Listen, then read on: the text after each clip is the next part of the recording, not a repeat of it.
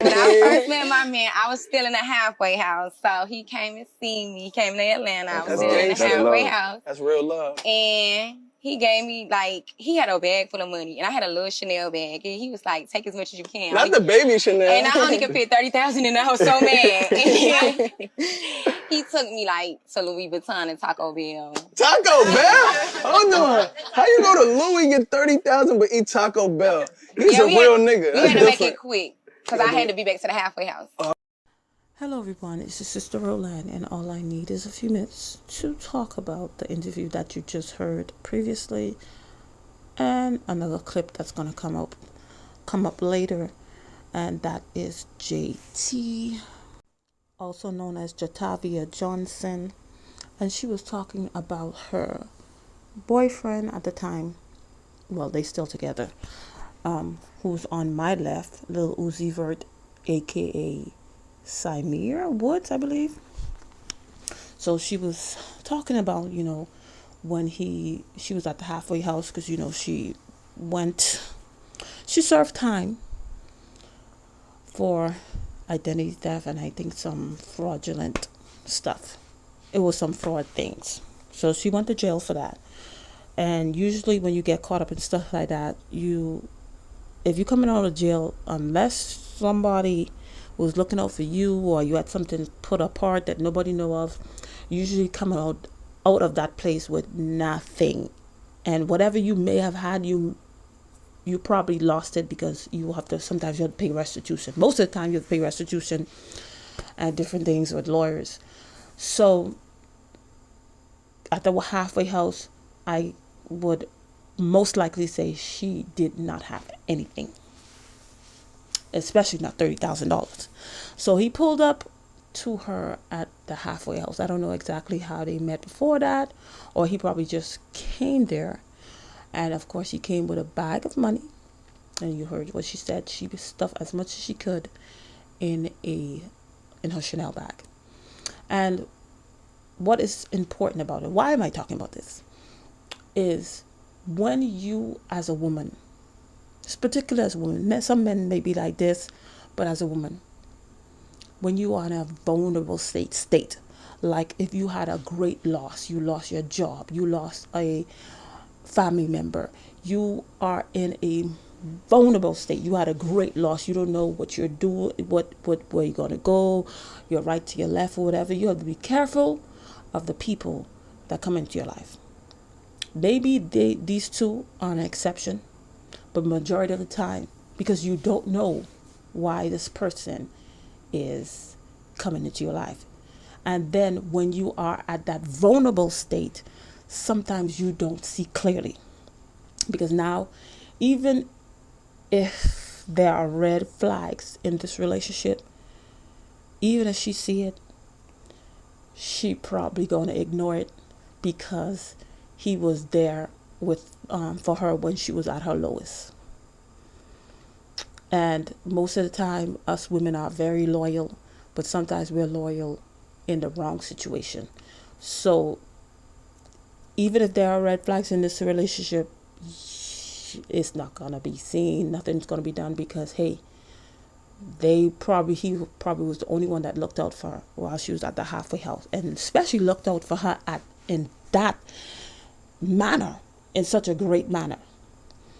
And like I say, they could be an exception, but for you, if you ever find yourself and you're at your lowest, you probably messed up, you probably made a bad deal, you went to a bad breakup, be careful jumping into an intimate relationship, or even another friendship, even other people coming into your life.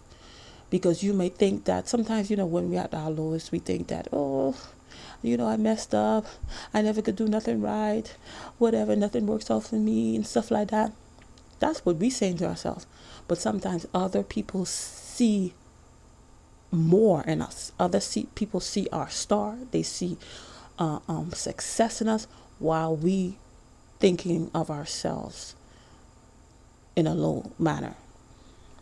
So recently JT had sat down with Angie Martinez on her podcast, and the conversation, it's a long conversation, but there's a snippet that went like this.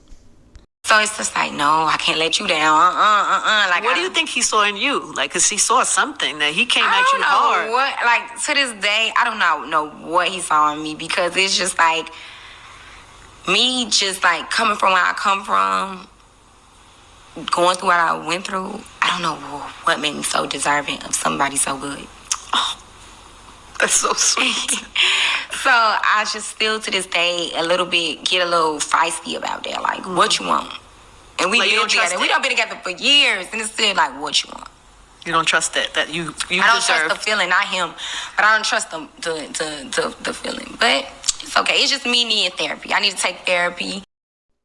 Yes, it could be that she does need therapy, because every relationship that you have had, and especially if it doesn't work out, it ends in a bad, tremendous, tragic, traumatic way. It affects you, and it affects your other relationship. It could be that, but it also can be your intuition trying to tell you something. And today I'm telling you what I always tell people: do not ignore your intuition. Sometimes you have a feeling you can't shake. Is your intuition trying to tell you something? Now, if you're a Christian, of course, you could pray to God, keep going fasting, keep on praying, so that God can reveal to you, what is this that I'm feeling. But if you're not, you do whatever investigative tactics that you do, or talk to certain people. But some things is not only therapy. Sometimes we do need therapy, but sometimes we don't need. We are not supposed to ignore our intuition. Your intuition will save your life if you do not ignore it. And another thing was where she said that, till this day she asks him what he wants. Why? When you first start a relationship, there was some point in the beginning of the relationship, before you get intimate, before you start kissing and forming those oxytocin bonds, before you get in the bed, you need to be asking, what do you see in me? What do you want from me? Why do you like me? You need to know the answer to that question, to those questions. She couldn't do that. Remember? Why? Because she was at her lowest. He came with money, which she probably didn't have.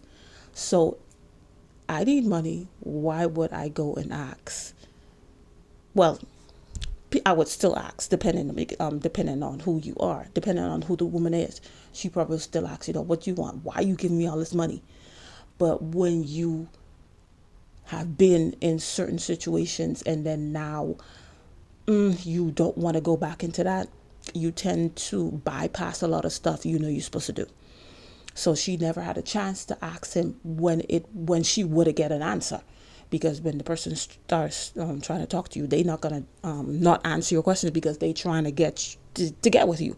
So that's the best time to ask those type of questions. But when after you finish take the person money, you went out, you ready kiss, you ready was in bed with the person, you probably not going to get an answer. And then you probably not going to want to get an answer, because you're too deep in.